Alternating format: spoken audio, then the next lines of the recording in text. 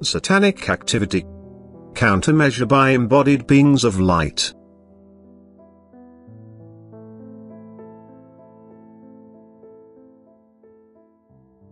Hell has opened its gates and its inhabitants are causing havoc on earth, partly embodied as human beings, partly by spiritually influencing people's thoughts or repressing the soul's own will and taking possession of the body.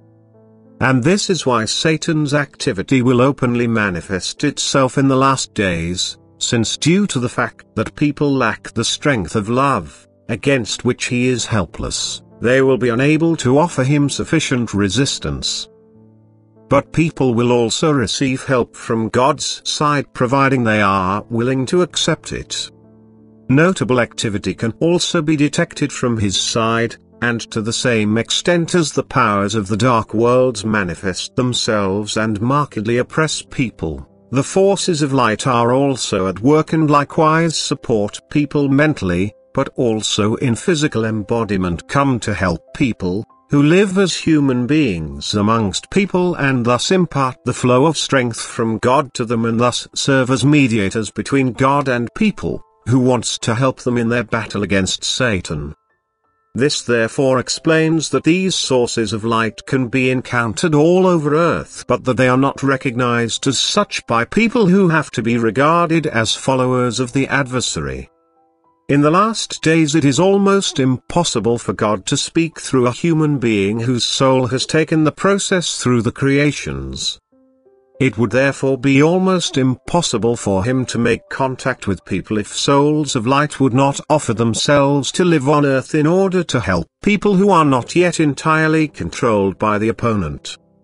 All people should in fact shape themselves to become vessels for the Divine Spirit in order to hear the Father's voice, and it would certainly be possible if people lived a life of love in accordance with God's will. But they are far from it. They are dominated by selfish love, thereby having given God's adversary power over them, which he uses to destroy them.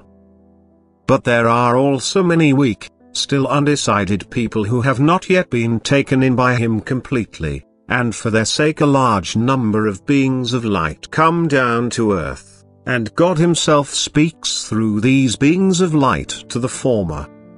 And this is an incredible grace. It is like a countermeasure, which can still save many souls from the adversary if they open themselves to this grace and allow themselves to be addressed by God.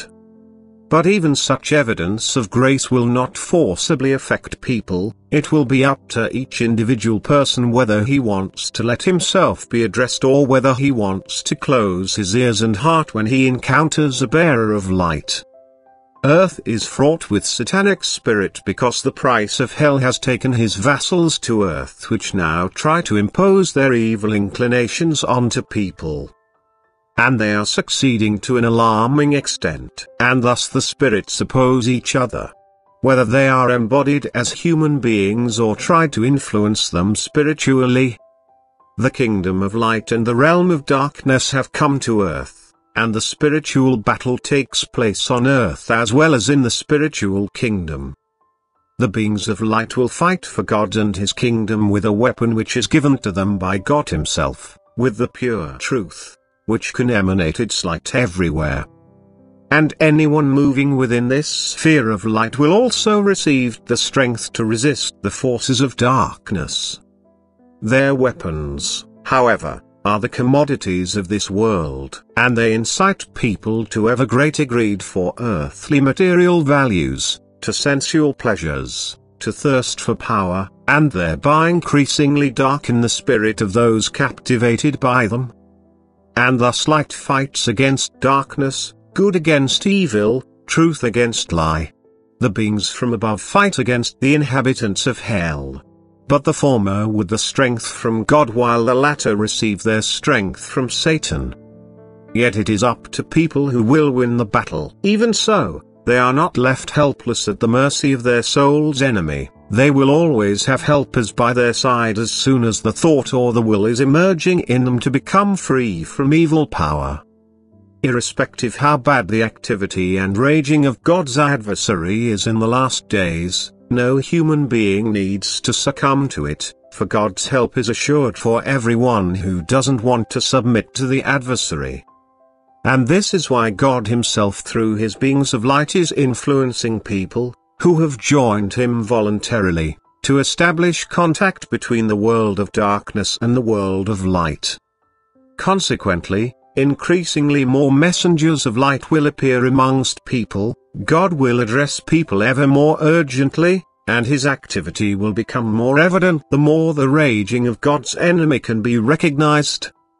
For the battle between him and the adversary will last until the end, until his power is broken, until he and his followers will be bound, and a new time of peace will begin when he can no longer pester people and the spiritual battle has come to an end for the time being.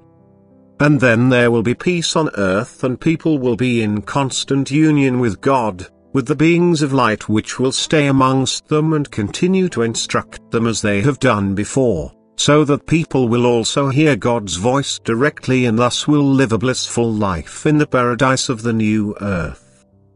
Amen.